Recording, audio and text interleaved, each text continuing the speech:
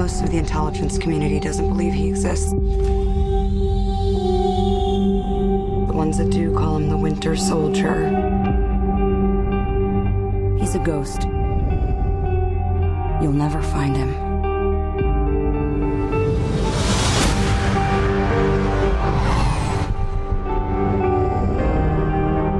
I joined S.H.I.E.L.D. to protect people. Captain, to build a better world, sometimes means tearing the old one down. And that makes enemies.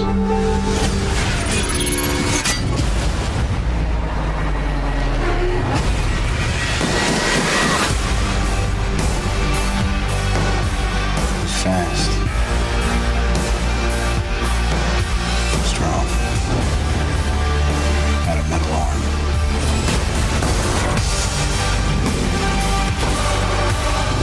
Are you ready? All it takes is one step.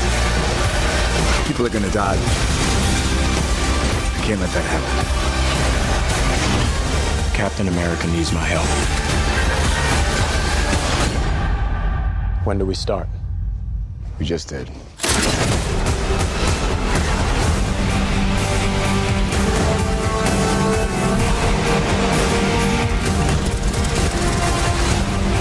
price of freedom's high. And it's a price I'm willing to pay. You told me not to trust anyone. This is how it ends. Everything goes.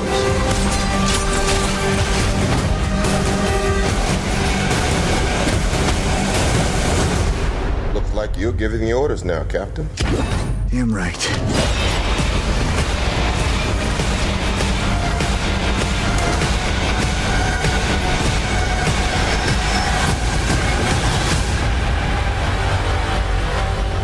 How do we know the good guys from the bad guys? If they're shooting at you, they're bad.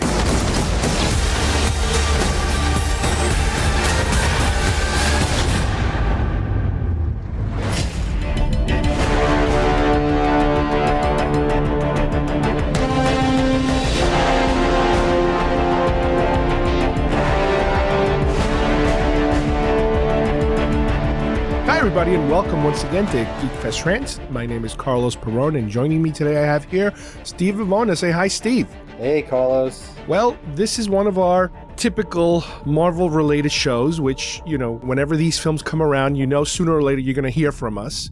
You're going to hear from me, that's for sure. Yeah, no kidding. This time around, we have Captain America, the Winter Soldier. It's funny, I keep referring it to Captain America 2, but it's not really Captain America 2. They didn't put a number on this one, just like on Thor. They didn't put a number on it.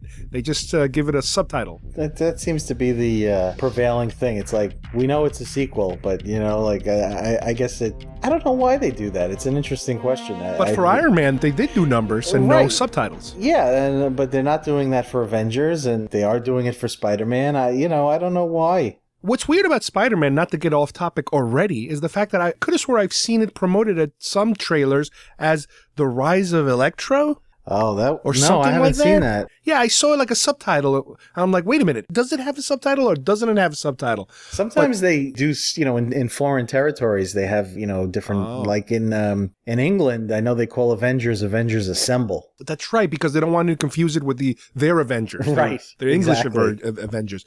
Well, this movie, speaking of foreign territory, we're going to be talking about, they have customized this movie, and we will talk about it, for foreign territories, a lot of foreign territories. Once again, we are dealing with Captain America, the Winter Soldier. Now, Steve, you're the big comic nerd in this half of the world. Yeah, Tell us about this Winter Soldier thing. I know we kind of touched upon it a little bit when the first film, you know, what happened to this guy? I remember you were telling me, in the future he becomes the blah, blah, blah. Right. But looks like, is this where we are right now in the future of that character? Yeah, no, they followed the comic, I mean, not verbatim, but they've really taken it, you know, from its roots. It's interesting. The storyline is fairly recent. I would say within the last, I want to say 7-8 years. What's interesting to note about the character of Bucky is he was one of those characters that Marvel or whoever said, you know, he's definitively dead. He's never coming back. He's one of our, you know, 3 or 4 guys that just are never coming back. And they came up with a writer by the name of Ed Brubaker came up with an amazing storyline to bring Bucky back. And, you know, everybody sort of rolls their eyes when they hear resurrection stories and they hear, you know, so-and-so is back. And, you know, no one ever believes it when they kill a character like Superman or Batman or, you know, even the Flash. But Bucky, they figured, well, you know, he hasn't been around since the 40s and he serves kind of a purpose in Cap's history and his psyche, and it just doesn't make sense to bring him back. But he came up with this really, really intriguing storyline, which basically says that in the comic, Bucky was killed not in the same way as he was in the movie. He was killed when he was disarming a bomb. Key and Cap were trying to disarm actually a missile, and the missile took off from some kind of from an airstrip. And Cap and Bucky were following on a motorcycle, and they jumped from the motorcycle onto the missile as it was taking off. This is what happened. Wow. And Bucky, he grabbed a hold of it. He got a better hold of it than Cap. Cap really couldn't hold on. The missile exploded. Cap fell into the sea. That's when he was frozen and suspended in animation. Bucky, you just assumed he was killed and, you know, never to be heard from again. Well, this story, the Winter Soldier story, posits that Bucky did not die in the explosion. His arm was blown off in the explosion, and he fell into the water with Cap, but he was rescued by the Russians. And the Russians turn him into this assassin who, he obviously has the bionic arm, and I'm not sure how they did it in the comic, if it was similar to the movie. Yeah. I think basically what they did was they suspend him in animation and they take him out only when he needs to go on a mission. And his memory is completely wiped out, and so he doesn't age. So he comes out in, you know, bits and pieces throughout history, and then eventually he crosses paths with Cap, and, you know, I'm sure it's going to happen in the next movie. He gets his memory back and he becomes a hero. And eventually what happens, and I don't know if Marvel's going to follow this, but there was a storyline where Cap was killed, and Bucky / Winter Soldier took over the Cap mantle, and he was Captain America for a few years. Now, there's been a lot of talk lately about how Chris Evans is, you know, like Robert Downey and the rest of them, you know, when he's getting the itch, you know, his contract is for 6 movies, and when he's done, he said he's done. So it's a logical progression. Marvel has Sebastian Stan, who plays Bucky, for 9 movies. Wow. And the possibility is that he will just take over as Cap when the time comes, because it's already there in the comic. Of course, the Steve Rogers character came back to life, and he is Cap again, and the Winter Soldier is back to being the Winter Soldier. But I don't know how this will play out in the movies. It's a big question, and, you know, only time will tell. Well, let me ask you, the storyline of the Winter Soldier, the film, not so much the comic, you know, there's a lot of stuff having to do with S.H.I.E.L.D. and Hydra, which to me seems a little odd that the name of the film or the subtitle is The Winter Soldier, which to me, it wasn't like, yes, he is a character in this drama, you know, in this adventure, but I don't know if the whole film is about him. I think that the whole film is more about S.H.I.E.L.D. and Hydra. Yeah, no, which definitely. is weird. I mean, it is a little bit misleading, but I think that when they announced the film's title at Comic-Con, it got a big response. I think that, you know, like you said, they weren't going to call it Captain America 2. And what are you going to do? You're going to call it Captain America Hydra versus S.H.I.E.L.D.? Or you don't want to give away the big reveal of the movie that Hydra is, you know, behind S.H.I.E.L.D. and has been for all these years. So, you know, the Winter Soldier subtitle, you know, kind of throws you off. It kind of excites you for the fact that they are adapting this very well-regarded storyline. But does the comic go into this whole S.H.I.E.L.D. Hydra thing or no, not really? Not the way the movie is. I mean, S.H.I.E.L.D. S.H.I.E.L.D. has been around for 50 years in the comic, and it's gone through a lot of changes. And at this very moment, honestly, I can't tell you what the status of S.H.I.E.L.D. is. I mean, for a while, Nick Fury was not in charge anymore, and Tony Stark was in charge, and the Maria Hill character, who's played by Kobe Smulders in the movies, was in charge. And, you know, I'm not as up to date as I'd like to be, but, you know, I don't believe that there was an infiltration to the level that is in the movies.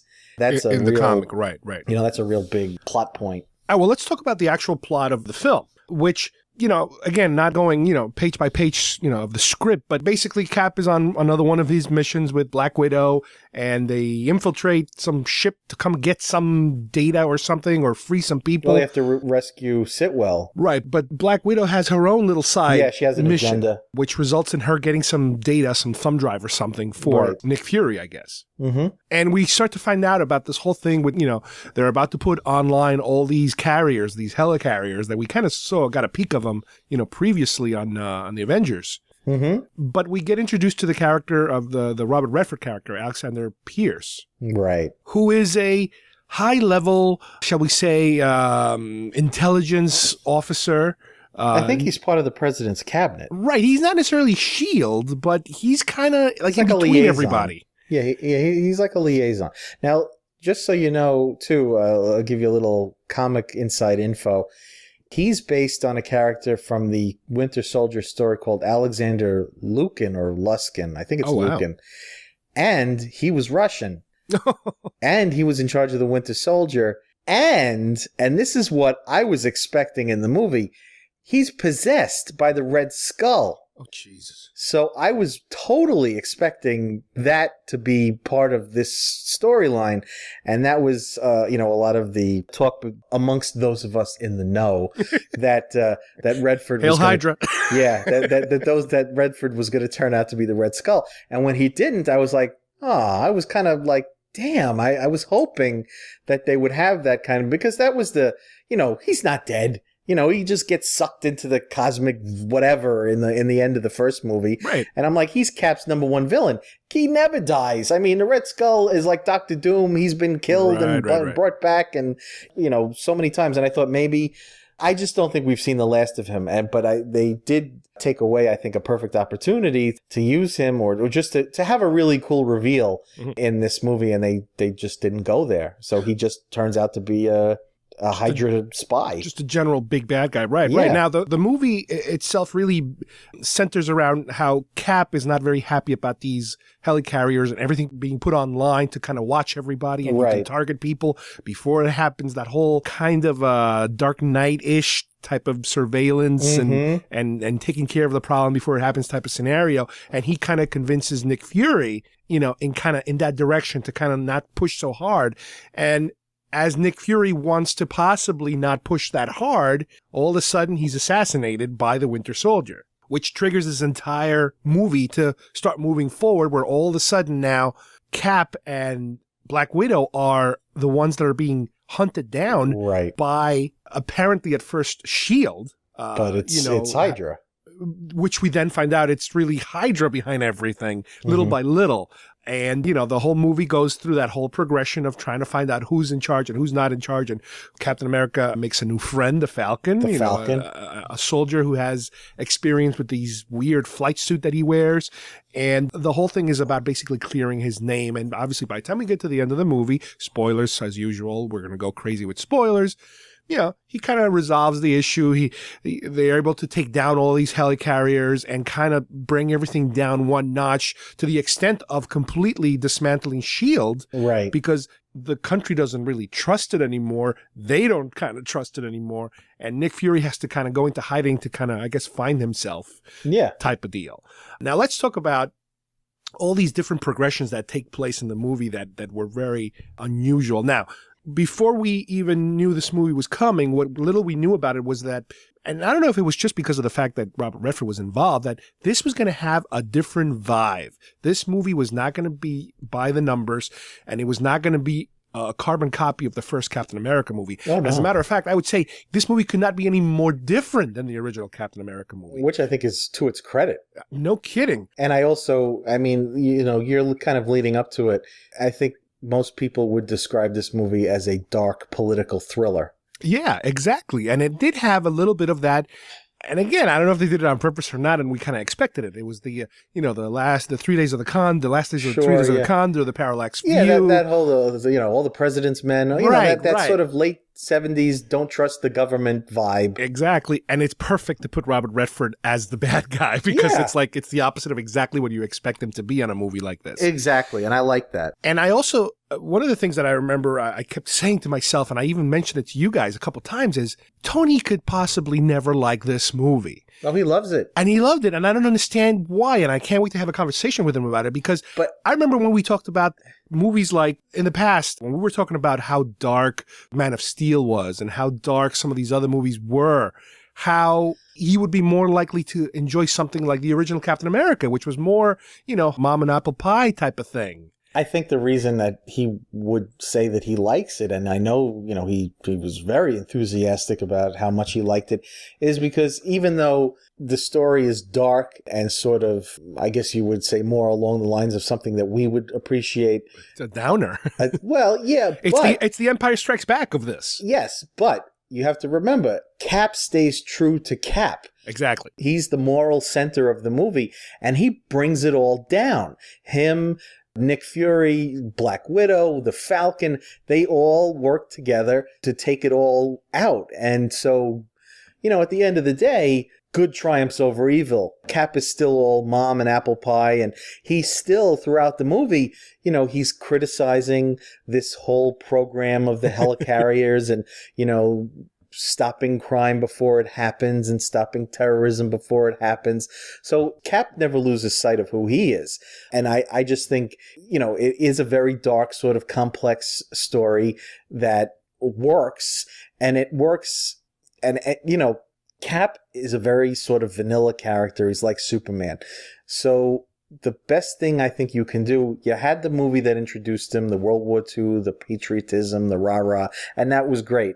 And Avengers, he's the sort of the natural leader type, but it wasn't his movie. I mean, you saw a lot of them and his sort of, transition back to the modern world. But, the best thing to do with characters like Cap are to put him in these sort of gray area situations, these morally ambiguous situations. He's going to react the way Cap reacts. This is who he is. There's no gray area with him. And whereas with characters like, and this is something that's played out very much so in the comic, where he's gotten to the point where he's been enemies with Tony Stark.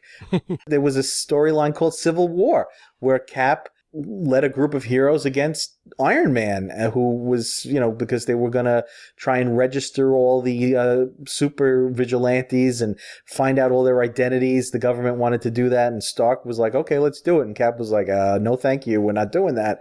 And it was a big, long storyline. And, again, I love Cap, but as, you have to admit, like Superman, he doesn't have a lot of, he is who he is. He's super patriotic. He's a great, moral leader, but he doesn't have that inner darkness that appeals to a lot of people. There's no Batman in him. No. And that's fine. You just have to have good stories that he can operate in. And you throw him in situations like this movie, which is full of espionage and intrigue and all this internal, weirdness going on. Right. Now let's talk a little bit about all the little, I don't know if you want to call them Easter eggs, but there were so many little bits of information in this movie that I kept saying, oh my God, that's something to do with the future, or that's something to do with future movies or other franchises that are coming.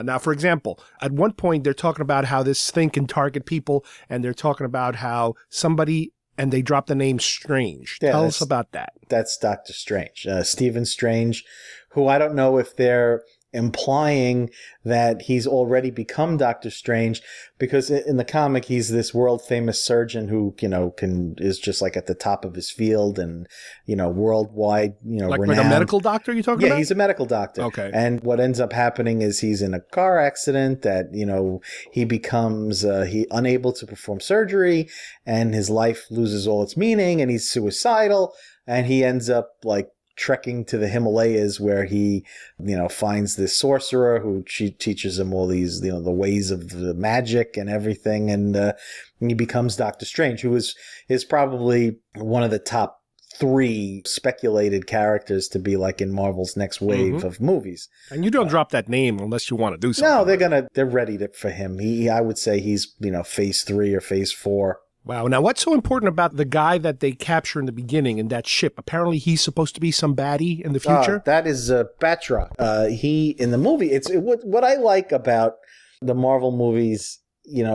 One of the things is they don't ignore their history, but they realize that they have to sort of modernize things. They can't just lift something from the comic and expect it to work on film. And Batroc is a perfect example of that. In the comic, he came around in the early 60s. His full title is Batroc the Leaper.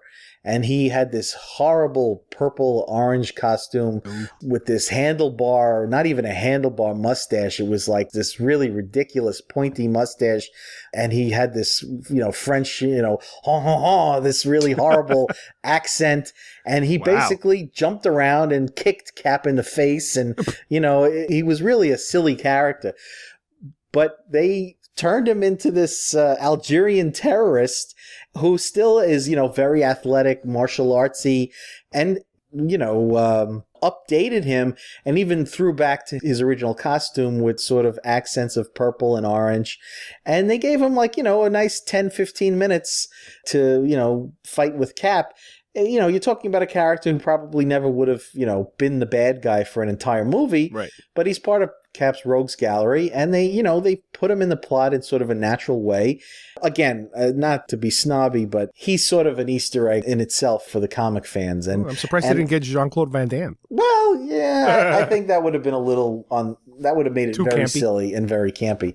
This guy who they got to play him, he's an MMA fighter by the name of George St. Pierre. And, I loved it. I thought it was great. I'm like, that's Batroc, Now, what's the deal with that spy that lives next to his apartment, Agent 13? Is she that's part Sharon. That's Sharon Carter. She, in the comic, was a love interest, his probably most serious love interest.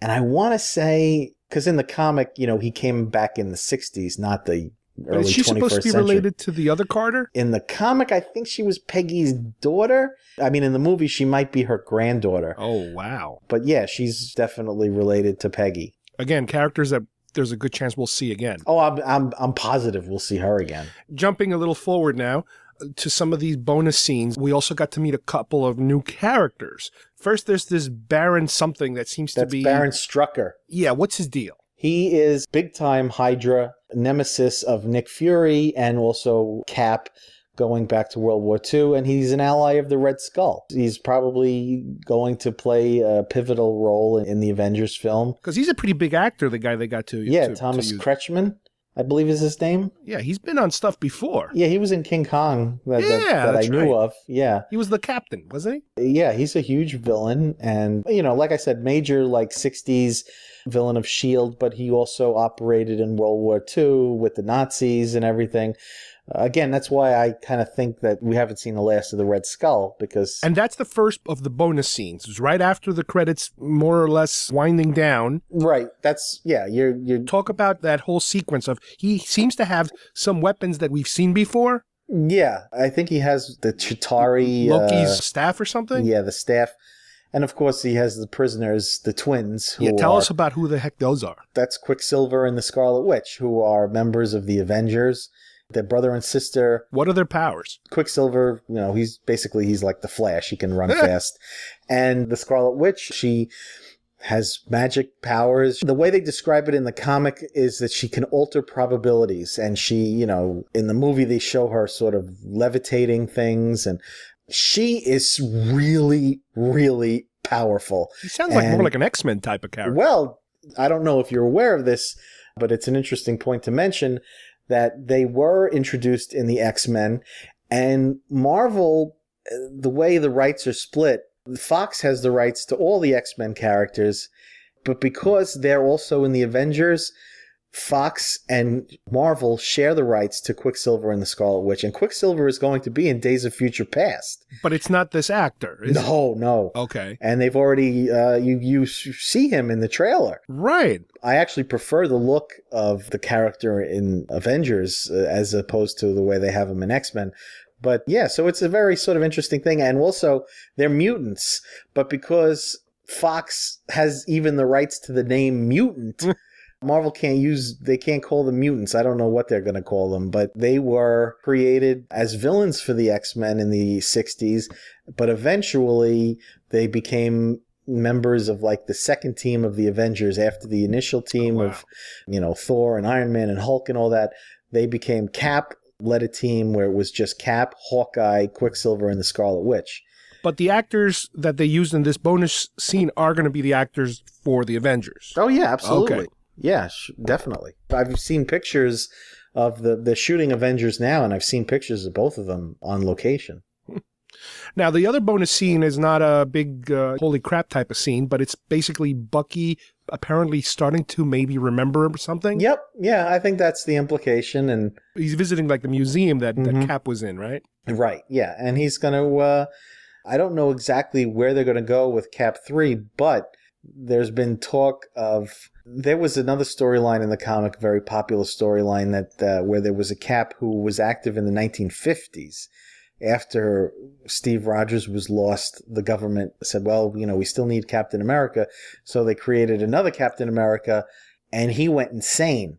And eventually he fought the real Cap. So I don't know if that's going to, there's been talk that that's going to be a major part of the story. You have to somehow resolve, I would imagine, the Winter Soldier story. I don't think you can just ignore, you can't skip him for 3 movies and just forget about him and then say, okay, let's go back to him again. I don't know if they could do that. No, I don't think they will. As a matter of fact, I think that, the movie is probably going to have some... There has to be a conclusion. Yeah, I have no doubt that they're going to do that. I don't know exactly how they're going to do that, but, what's interesting also, there's a lot of stuff going on in The Winter Soldier. Another one is the Falcon. He was a partner of Captain America's for years. So now, is the comic book Falcon also a mechanical suit, or is it? Because it looked to me, the pictures I've seen, the drawings, it's almost a little more natural. Yeah. Again, it has more to do with, I guess, trying to root these things in reality as best they can.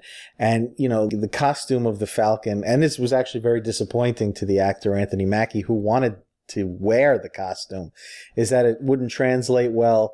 You want to introduce him into the story in sort of an organic way. So, by making him a vet and making him this para jumper who tested out the state-of-the-art gliding stuff. Yeah. It just gives it a more realistic bent than the way the character was introduced in the comic, which is just completely different. But is it like more like Spider-Man? It's in his skin, or it's in No, it's not in his skin. It's a costume, and it's more of a sort of a natural glider. It's a fiber. It's not a mechanical. But it's not mechanical. Okay, I see what you're saying. And as a matter of fact, in the beginning, he didn't even have wings. He was just sort of acrobatic. But then he got wings. Some sort of technology. They dropped this, I think, in Winter Soldier, this country called Wakanda, which is an African country where they have all this sort of technology. The Black Panther actually gave the Falcon his wings. Jeez. So, all these little juicy tidbits. Oh, my God. But yeah, in the next movie, you have Falcon, Winter Soldier, Black Widow. I mean, they've all been partners of Cap. So I just, I have a feeling it's going to be like a real extravaganza. Then you need a villain. And I don't know if Strucker is going to show up, if he's going to be dealt with in the Avengers, or if the Red Skull is going to come back. Yeah, I was going to say, is that the other guy who's part of that, like a SEAL team, and he becomes a new bad guy now at the end of the movie? They shove him in a truck or something? Oh, that's Crossbones. He's another one. What's his deal? he's an assassin, and he's again, kind of like Hawkeye, but a bad guy. A bad guy. I mean, he's a S.H.I.E.L.D. guy, and the name of the character in the movie, Rumlow or whatever he was called, that's Crossbones. And again, if you're a reader of the comic, you're saying to yourself, okay, he's Crossbones. He's gonna become Crossbones, and they show his, he gets disfigured and everything at the end of the movie. So there's another guy that you could, throw into the mix for the third film. And wow, there's so many characters in here. It's amazing. Yeah, and he was sort of an ally of the Red Skull.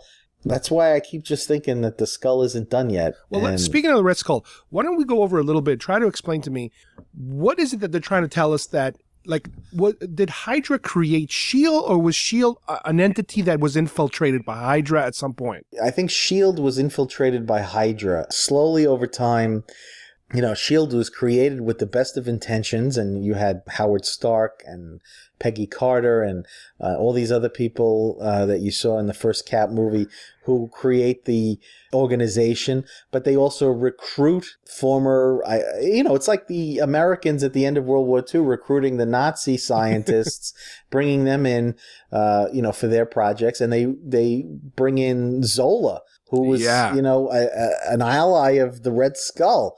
And, you see the progression over the years that it turns out that, rather than keeping the peace, they're sort of stirring all these bad things to happen. And it was almost kind of Watchmen-ish what was going on. Yeah, and it obviously gets away from him. And Zola it's another sort of throwback to the comic. The way they show him in the movie, sort of on that, computer screen, that old-timey computer screen with sort of a facial image of him. In the comic, he was after World War II, and he was his body was destroyed or whatever, and they preserve his consciousness. He became, you should just Google it to see what he looked like. He was basically like a head with legs and arms, but inside like a TV screen. It was quite an interesting looking character. But yeah, so I would say that, over time, S.H.I.E.L.D. was infiltrated by Hydra, and people.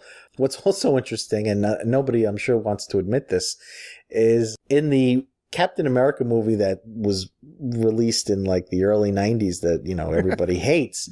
And it is a tough movie to watch, but they did the same thing. I almost felt like they ripped them off a little because they claim in that movie that the Red Skull is behind every bad thing that's ever happened. Oh my God. So, it's a much denser plot and, much better told than that movie, but they're saying the same thing, that these evil forces have been behind like these assassinations and all these wars. And then we're finding out that some of these like the Gary Chandler character from Iron Man now we find out is a Hydra agent, and the other guy Sitwell. Yeah, he's all of a sudden he was part of all these little one shots they've done before. Right. They kind of teased us with this character. It's like, oh man, he's an agent too. Well, I think what we really need to talk about is how this impacts the Agents of S.H.I.E.L.D. TV series. Wow, yeah. You can't ignore that. And talk about a show that you got to plan this so much in advance. Even before the show hit the air, this had to be part of the show. Yeah. I think that maybe the actors probably did not know, but the powers that be, they knew. They had to know. They've had to build the show in this manner. Yeah, because Cap, it's been on for almost a year, and Cap's been shooting since last year. Yeah. Yeah, no. This had to be done this way. And talk about it. It impacts this show so much. You're talking about 3/4 into the season, and all of a sudden, the organization that the show is based on no longer exists. Right. You could not have done this accidentally or as an afterthought. It's impossible. No. Which I think, in a way, might kind of pump a little life into the show itself. Because to me, the show was getting a little, adventure, here we go, everybody, run. And all of a sudden now you get like the rug pulled from under you. Right. What was difficult is that they all knew that this is where the show was going. And it's sort of, I watched it. I was sort of disappointed by it initially, but I was going to stick with it because it's Marvel. But now the show has really been heating up, and within the last 4 or 5 episodes, it feels more like a Whedon thing now. Yeah, and it's gotten much better and much more exciting and interesting. And I almost feel like they had to sort of suffer through this first half season, and it was weak, and it was but they all knew that this was coming, and it's like you had to put them in a comfort zone before you hurt them. Yeah, that's what they did, and now the show's 10 times more interesting. Yeah, and, definitely. And I'm hoping it gets renewed. I have a feeling it will because it's all Disney, Marvel. Sure. I don't think that ABC is they're going to cut it now after Cap and everything. And now that the ratings still aren't great, but I think that it's probably going to come back. And now they're also talking about having an Agent Carter show. About Peggy Carter, which would take place in the 50s, I guess. Yeah. So that'll also be interesting, and I'm looking forward to that. But yeah, now the show has become 10 times more interesting than it was before, and I heard that Samuel Jackson is going to be in the finale. Oh, wow. He's going to come back again. Yeah. And so and that's the thing. It's interesting how everything is tying to the show. The events are happening. You actually see some of the events on computer monitors and stuff like that. It's like, wow, it's really cool how they mapped it out. Right. I'm surprised it worked. Yeah, no, I mean, Marvel's great at that, and they've proven themselves great at that. And the only thing is if you didn't see Captain America in opening weekend, then you shouldn't have watched S.H.I.E.L.D. until you saw it. No, you have to do it right. You have to do it right. And again, going back to this film itself, like last time I remember we talked about the last Marvel film we saw was Thor, Dark World. And I remember we kept saying how surprisingly entertaining it was, even though it wasn't like, it wasn't like they reinvented the wheel, but it was an entertaining, fun movie. This same thing here. This even more, because to me, again, all the fantastic, galactic, otherworldly stuff really, to me, kind of gets in the way. This one really hit everything I wanted it to hit because of the fact that, because of the nature of this particular character, he's not a magician. He doesn't have, he does have obviously strength and velocity and all types of, if you want to call them superpowers, but they're not like magical and they're not, laser beam type of guy. He's a guy who just runs and punches and fights, and that's all he does. And to me, it just made it so much more entertaining and more realistic, which is, I'm all about the realistic dark stuff. Sure. But to me, this was great. And I told you, once before already, to me, and this is because of my personal preference, this moves up to the top of the Marvel films as far as I'm concerned. The only thing better than this in terms of comic books in general is Dark Knight. I don't think it goes over Dark Knight, but to me, it becomes number 2 behind Dark Knight. What about you? Well, don't get me wrong. I love the Nolan Batman films, but I'm a Marvel guy, and I will always be a Marvel guy. And for me, the top is Avengers, and Cap is like a close second, but it's not topping Avengers for me. And that's more probably a sentimental thing, but and I love Joss Whedon. I think Avengers is like the perfect comic book film. But Cap, the Winter Soldier, is the most layered, interesting, suspenseful Marvel film probably ever. I mean, Avengers is more straight up comic book. And I just, again, personal preference. I love that film, and it's not going to, I doubt the only thing that'll surpass it is the next Avengers. But I mean, it's a great film. It's really, we have Guardians just around the corner. No, I'm looking forward to that. That's a big risk for Marvel, kind of a risk on the level of that Iron Man was when it first came out. Nobody knows about these characters, even people like me, who, I mean, I know about the Guardians of the Galaxy, but this is a different version of them that's much more recent that I sort of have to bone up on before the movie comes out, because I want to sort of be in on all the in-jokes, so, but I'm really excited for it, and I think it's a great cast. It also intertwines a lot of the Marvel villains that I know of, and the talk from the director, James Gunn, is that Guardians is going to lead into not Avengers 2, but Avengers 3. Oh my God. Which I can see, because a lot of the villains that they're using in Guardians are directly connected to Thanos, who we saw at the end of Avengers. Okay. So there. All right. Well, one last bonus, let's call it a bonus little trivia fact or something about this movie, is the fact that, and we mentioned earlier, that there is something about the international market that they had to customize for this movie to make it more appealable for the different markets. And is that the list, when he's looking at that list of things he wants to do, like his new bucket list, right? Things he has to check out, there is different lists depending on what country you watch the movie in. Oh, I didn't know that. So if you go online, if I can, I'll even add a link to it. There's a link of I think it's like 5 or 6 different countries or territories where, you have the American version with Star Wars and this and that and the other. The British version has like some Beatles stuff. The Italian version has like some soccer related stuff. Okay. The Chinese, it depends on where you're at. The list is different. It's slightly different to make, I guess to throw a little bone at whoever, you're showing the movie to. Yeah. But anyway, I would like to thank Steve for joining me today. I hope you guys enjoyed our review of this. We were blown over by how good this one was. And again, I'm almost sad because it's like whatever comes next, I feel bad for it because it's like, oh man, this next movie, whatever comes next, I guess at this point is Guardians. It's like they're gonna really have to go out their way to make it look good. For me, it's all gravy. As long as these movies keep coming out, I'll just be happy. And hopefully, when the DVD comes around, we'll even get extra stuff, which is always cool to get, the little extras they throw on the DVD. Mm-hmm. So until next time, guys, we will see you here at Geekfest Rants. Bye-bye, everybody. On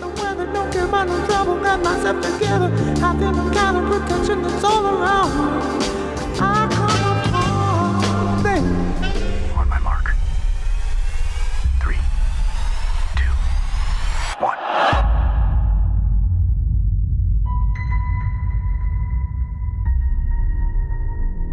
Society's at a tipping point between order and chaos.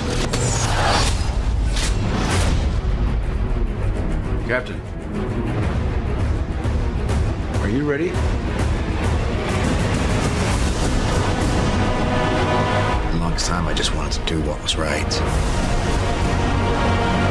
I'm not quite sure what that means anymore. The world has changed, and none of us can go back. All we can do is our best.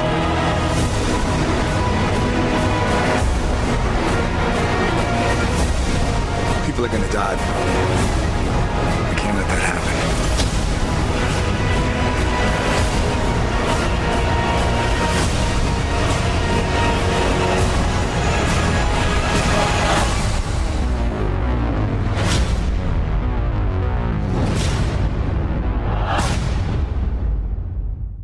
I want you to be a man.